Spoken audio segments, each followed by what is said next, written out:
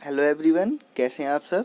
तो बच्चों, हमने ये कहा था कि हम लोग नेक्स्ट क्लास में बात करेंगे इन्फेक्शियस और नॉन इन्फेक्शियस डिसीज़ के बारे में, जिसमें हम लोग पहले नॉन इन्फेक्शियस डिसीज़ जान लेते हैं। नॉन इन्फेक्शियस डिसीज़ क्या होती है? Not caused by infectious agents, mostly internal and non.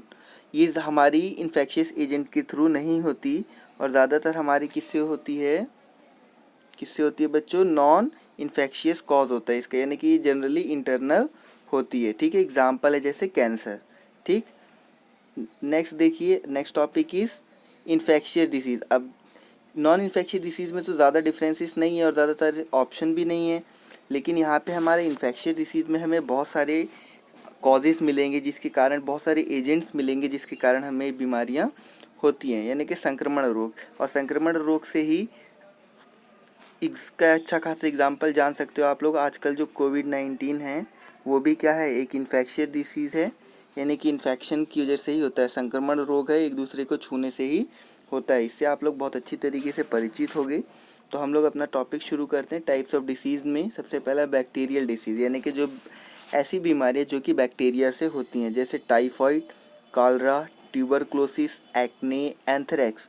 ये सारी बीमारियां हमारी किससे होती हैं बच्चों? बैक्टीरिया से होती हैं। और ये जो बीमारियां होती हैं, इसमें किसी पर्सन को क्या सिम्टम्स दिखाई देते हैं और ये बीमारियां कैसे होती हैं, इन सभी के बारे में एक नेक्स्ट वीडियो डाली जाएगी, उसको आप लोग अच्छी तरीके से देखिएगा। उसमें पूरा डिटेल में बताया गया है कि इसके सिम्टम्स क्या हैं और किस तरीके से इसका ट्रीटमेंट हो सकता है। ठीक है, सारी चीज़ें उसमें बताई जाएंगी।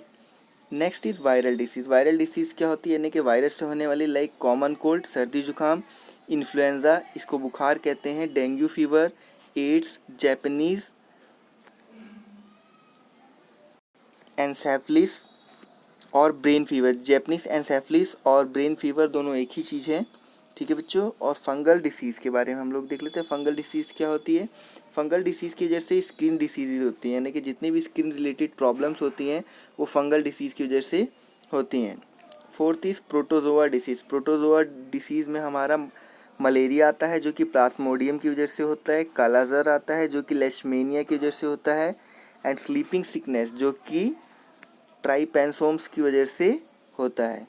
And last one is worm disease. Worm disease में एस्केरिसिस आता है जो कि राउंड वॉर्म की वजह से होता है, और एलिफेंटासिस आता है जो कि उचेरिया की वजह से होता है।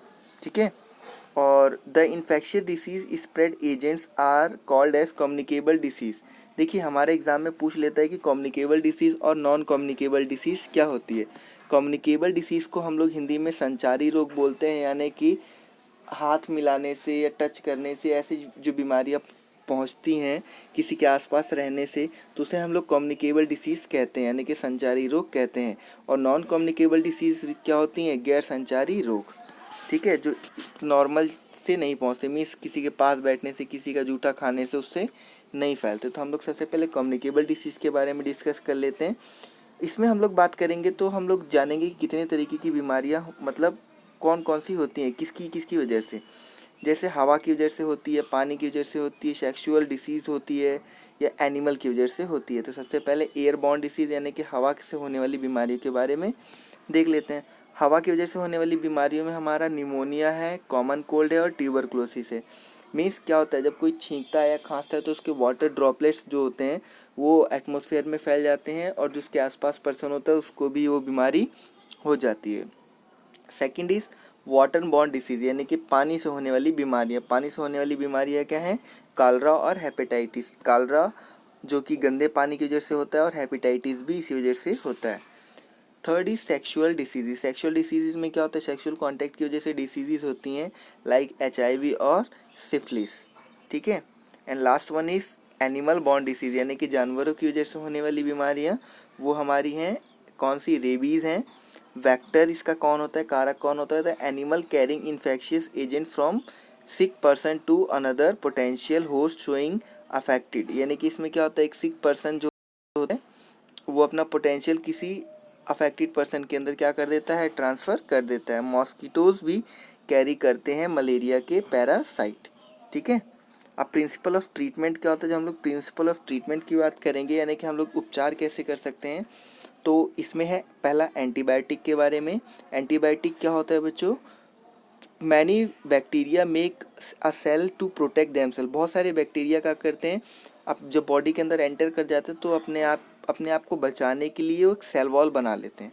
ठीक है, उस सेल वॉल को बना लेते हैं। तो एंटीबायोटिक क्या करता है, जैसे पेनिसिलिन हो गया, वो ब्लॉक कर देता है पूरी बैक्टीरियल प्रोसेस को, और जो वो सेल वॉल बनाती है उसको भी क्या कर देता है, ब्लॉक कर देता है। और जो उसकी बायोकेमिकल प्रोसेस होती है जिसके द्वारा वो सारा मटेरियल अपना बनाता है, उस सभी को ब्लॉक कर देता है। ठीक है, antibiotics do not work against viral infection. Antibiotics जो होते हैं वो वायरल इन्फेक्शन के अगेंस्ट वर्क नहीं करते। Antiviral medicine is harder than making antibacterial medicine. और एंटीवायरल मेडिसिन जो होती है बहुत ही हार्ड होती है बनानी as compare to antibacterial. Antibacterial को बनाना बहुत ईजी है, एंटीवायरल बनाना मुश्किल है। इसीलिए तो अभी तक कोरोना की वैक्सीन नहीं आई, क्योंकि एंटीवायरल बनाना काफ़ी मुश्किल होता है। Because virus has only few biochemical mechanism. क्योंकि वायरस जो होते हैं कुछ ही बायोकेमिकल मैकेनिज्म शो करते हैं। Other medicines bring down fever. और कुछ दवाइयाँ जो होती हैं वो क्या करती हैं, फीवर को ब्रिंग डाउन यानी कि नीचे गिरा देती हैं, फीवर कम कर देती हैं, पेन रिड्यूस कर देती हैं, और लूज मोशन को ठीक कर देती हैं। We can take bed rest to conserve energy. हमें बेड रेस्ट लेना चाहिए ताकि हम एनर्जी जो है वो कंजर्व कर सके।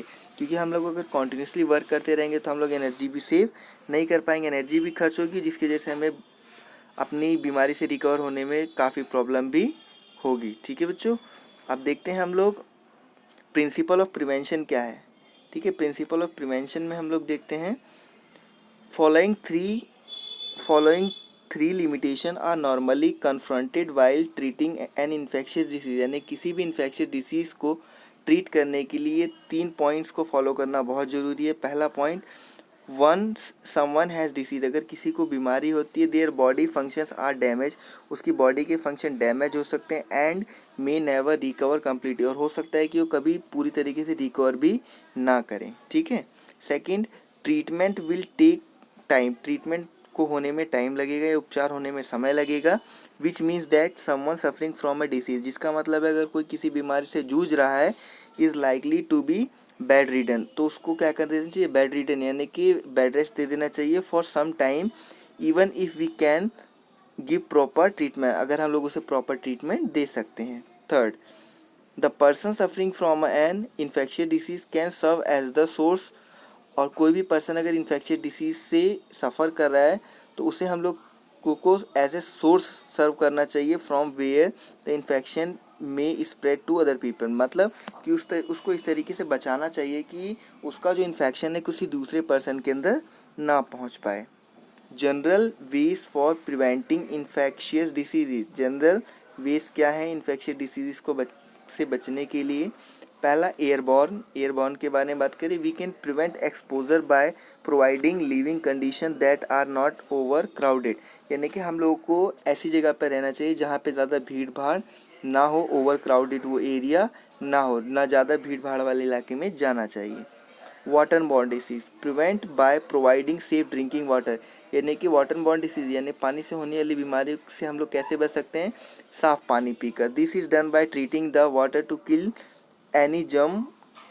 Any microbial contamination. यानी कि अगर वाटर के अंदर कोई भी माइक्रोब्स है तो उसको हम लोग क्या करें, पहले ट्रीट करें और उसे किल कर दें। Third is vector borne disease we can provide clean environment. हम लोगों को क्लीन एनवायरनमेंट प्रोवाइड करना चाहिए, साफ वातावरण प्रोवाइड करना चाहिए। Which would not allow mosquito breeding, जिसमें मतलब मॉस्कीटो जो है प्रजनन ना कर पाए, उत्पन्न ना हो पाए। Next is proper nutrition essential है, बहुत ज़रूरी है to maintain body immunity. Body की इम्यूनिटी को बढ़ाए रखने के लिए। There are vaccines against tetanus, diphtheria, whooping cough, measles, polio and any other diseases. और वैक्सीन्स भी अवेलेबल है, जैसे टिटनस के लिए, डिप्थेरिया के लिए, वूपिंग कफ के लिए, मीज़ल्स, पोलियो और दूसरी बीमारियों के लिए।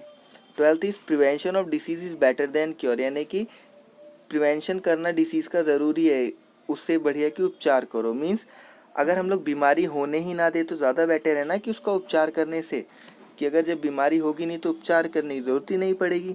हाइजीन इज़ द बेसिक की टू मेंटेन गुड हेल्थ। और हाइजीन जो है वो बेसिक की है कि हम लोग अपनी हेल्थ को क्या कर सकें, मेंटेन कर सकें। And the last topic is of the chapter is vaccination.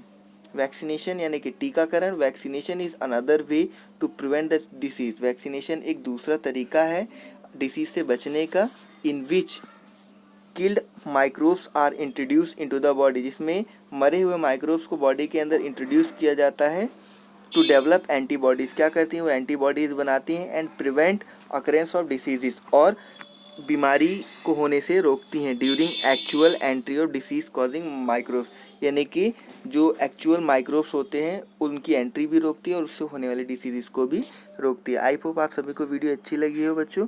अगर अच्छी लगी then like, subscribe and share this video. Thank you for watching the video.